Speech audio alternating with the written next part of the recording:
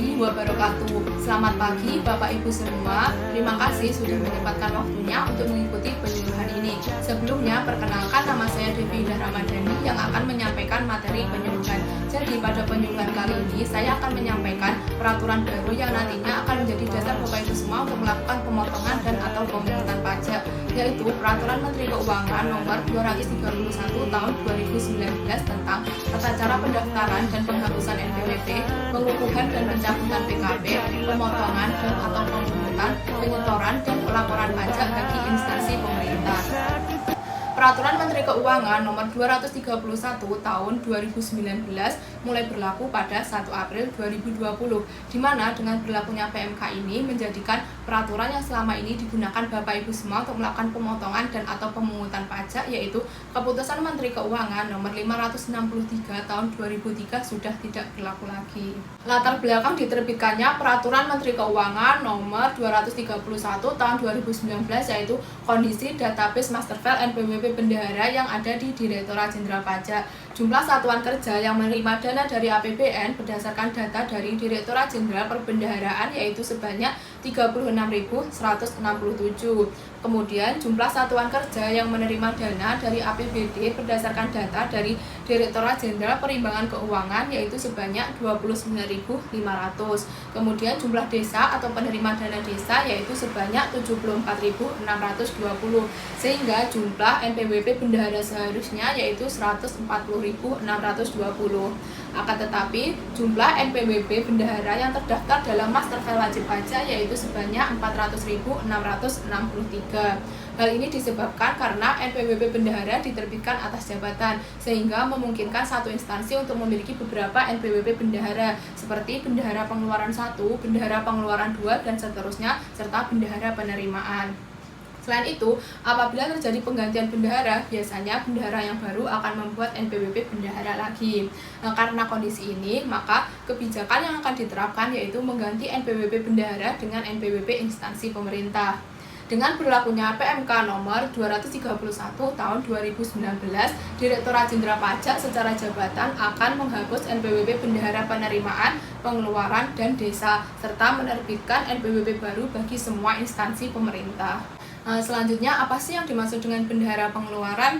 Jadi, bendahara pengeluaran yaitu orang yang ditunjuk untuk menerima, menyimpan, membayar, mengorganisasikan, serta mempertanggungjawabkan uang untuk keperluan belanja negara atau daerah sebagai wujud pelaksanaan APBN atau APBD pada kantor atau satuan kerja, kementerian negara atau lembaga atau pemerintah daerah. Kewajiban perpajakan bendahara pada instansi pemerintah yaitu yang pertama, mendaftarkan diri untuk memperoleh NPWP atau melakukan update data. Kemudian yang kedua, melakukan pemotongan dan atau pemungutan pajak. Yang ketiga yaitu menyetorkan pajak yang sudah dipotong atau dipungutnya ke kas negara. Dan yang terakhir atau yang keempat yaitu melaporkan pajak yang sudah dipotong atau dipungut ke kantor pelayanan pajak.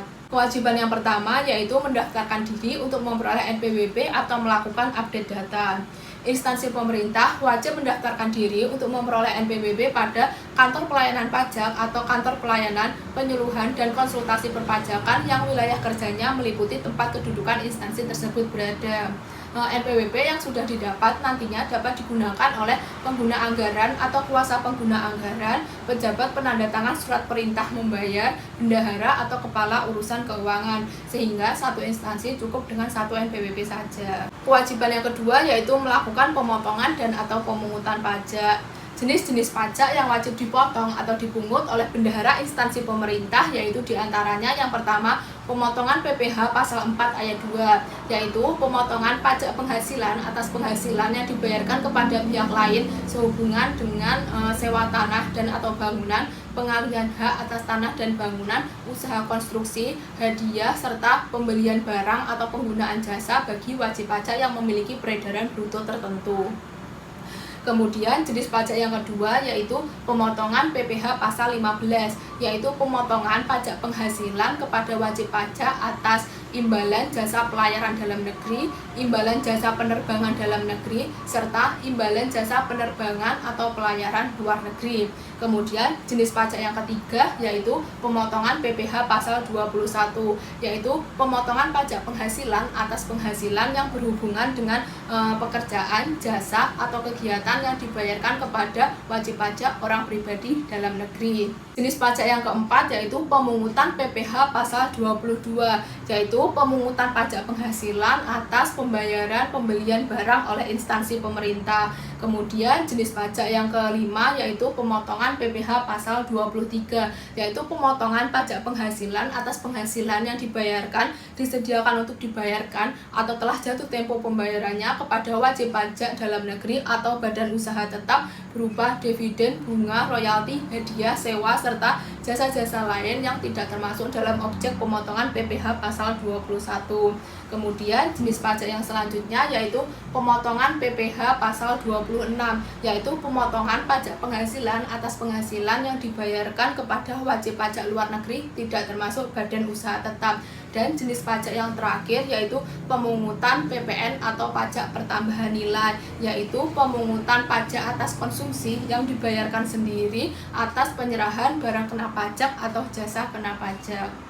Kewajiban yang ketiga yaitu menyetorkan pajak yang sudah dipotong atau dipungut ke kas negara. Jadi Bapak Ibu semua, untuk menyetorkan pajak yang sudah Bapak Ibu potong atau Bapak Ibu pungut itu bukan ke kantor pajak, melainkan melalui bank atau kantor pos. Akan tetapi sebelum menyetorkan uang pajak tersebut, Bapak Ibu semua harus membuat kode billing. Setelah mendapatkan kode billing, Bapak Ibu semua dapat menunjukkan kode billing tersebut ke teller bank atau kantor pos. Setelah uang pajaknya diterima, Bapak Ibu semua akan mendapat bukti penerimaan negara atau yang biasa dikenal BPN. Kemudian untuk jangka waktu pelaporannya, pemerintah pusat dan pemerintah daerah yaitu maksimal 7 hari setelah tanggal pembayaran apabila Bapak Ibu semua menggunakan mekanisme uang persediaan. Kemudian pada hari yang sama dengan tanggal pembayaran apabila Bapak Ibu menggunakan mekanisme langsung. Sedangkan untuk pemerintah desa yaitu jangka waktu penyetorannya maksimal tanggal 10 bulan berikutnya setelah tanggal pembayaran. Kewajiban yang terakhir atau yang keempat yaitu melaporkan pajak yang sudah dipotong atau dipungut ke kantor pelayanan pajak. Terdapat 3 jenis surat pemberitahuan yang nantinya akan digunakan Bapak Ibu semua untuk melaporkan pajak. Yang pertama yaitu SPT Masa PPh pasal 21 atau 26, yang kedua unifikasi SPT Masa PUT, dan yang ketiga atau yang terakhir yaitu SPT Masa PPN. Kemudian untuk jangka waktu pelaporannya, apabila Bapak Ibu semua menggunakan SPT Masa PPh pasal 21 atau 26 atau unifikasi SPT Masa PUT, maka jangka waktu pelaporannya itu maksimal tanggal 20 bulan berikutnya. Sedangkan apabila Bapak Ibu menggunakan SPT Masa PPN 111, maka jangka waktu pelaporannya maksimal akhir bulan berikutnya setelah tanggal pembayaran. Demikian penyuluhan mengenai Peraturan Menteri Keuangan Nomor 231 Tahun 2019. Apabila ada salahnya, mohon dimaafkan karena kesalahan murni datangnya dari saya dan kesempurnaan hanya milik Allah. Dan saya ucapkan terima kasih kepada Bapak Ibu semua yang telah mengikuti penyuluhan hingga akhir. Wabillahi taufiq wal hidayah. Wassalamualaikum warahmatullahi wabarakatuh. Masa depan